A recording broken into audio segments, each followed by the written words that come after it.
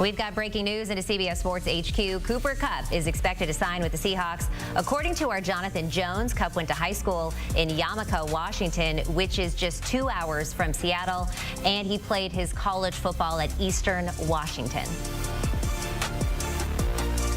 And here's a look at Cooper Kupp since the Triple Crown season in 2022. 9 games, 118 receiving yards. 2023, 12 games, 737. And of course, in 2024, he played 12 games with 710 yards. Let's now bring in the man of the hour, the man that broke this news to us, Jonathan Jones. Always good to see you. JJ, we've been waiting on this news. There were some reports that maybe he was going to go to Dallas. He had some family ties there. But what can you tell us more about this deal for Cooper Kupp and the Seahawks? Yeah, there was a little bit of interest, but ultimately nothing that materialized in the form of a deal. I can tell you that Cooper Kupp did have interest from a few other teams, including but not limited to the Denver Broncos, who had a great deal of interest in Cooper Kupp. Of course, Sean Payton could have used him like a Willie Snead type, a Lance Moore in his offense after grabbing Evan Ingram. But the Seattle Seahawks, who really were one of the top 2 favorites, maybe even the #1 favorite to land Cooper Kupp, once we realized that they had a need and he was going to be released, they wind up getting him. And so this is what they get. They get a guy who, yes, he's a Triple Crown winner. There have been more people to have walked on the moon than who have won a Triple Crown in the NFL. But that was a long time ago.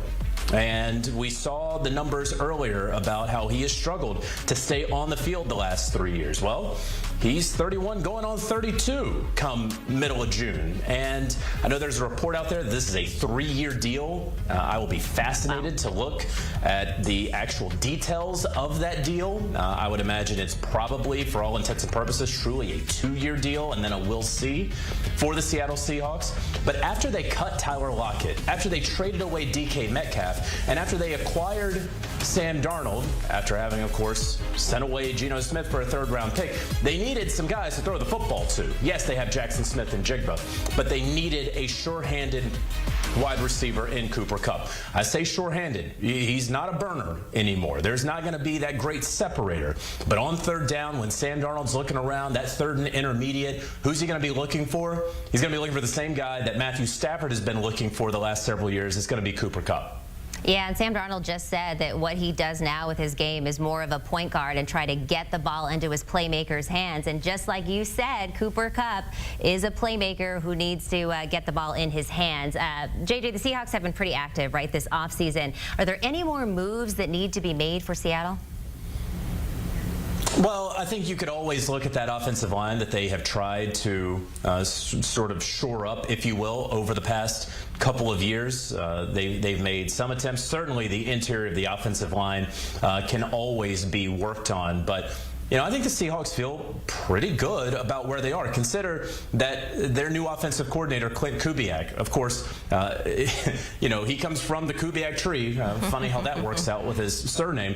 But that's who Kyle Shanahan kind of learned from. That's who Sean McVay learned from. So Cooper Kupp, coming from Sean McVay, who teamed up with Shanahan, who comes from that same tree, there's going to be a lot of familiarity. Maybe not the exact same verbiage as what he had with the Rams now in Seattle, not at all saying that, but consider this, the offensive coordinator now, Kubiak, who he was with the New Orleans Saints last year.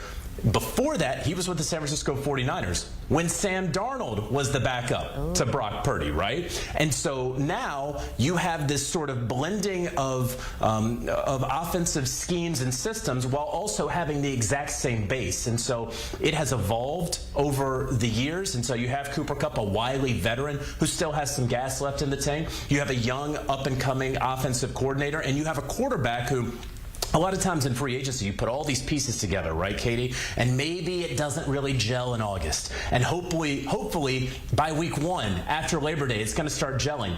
But usually it doesn't. But in this scenario, with so many guys all sort of knowing at least the basics of the language, I think it has a decent chance for success in 2025. Well, I have to say, as a 49ers fan, I am not looking forward to that decent success next year. We appreciate you coming on with this breaking news, JJ. We'll talk to you real soon, I am very sure. And one more reminder, get all your coverage here on CBS Sports HQ, the latest in news as it happens. Right now, we got highlights, scores. It is all here on HQ.